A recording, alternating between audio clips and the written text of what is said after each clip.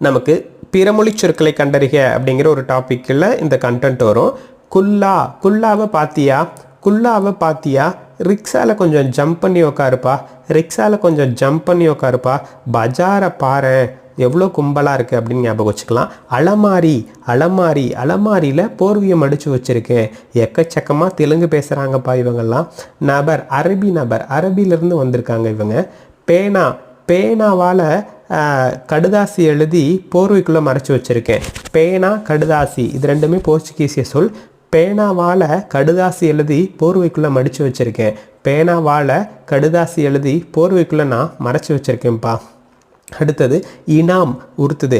இனாம் ஜாஸ்தியாக வாங்கினா, இனாம் ஜாஸ்தி இது ரெண்டும் உருது சொல்லு.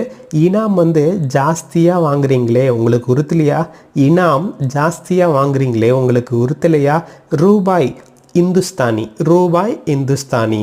துட்டு டச், துட்டை கொஞ்சம் கொடுங்களேன், கொஞ்சம் டச் பண்ணி பார்த்துட்டு தரேன். துட்டை கொஞ்சம் கொடுங்களேன், கொஞ்சம் டச் பண்ணி பார்த்துட்டு தரேன். பீரோ ஃப்ரெஞ்சு.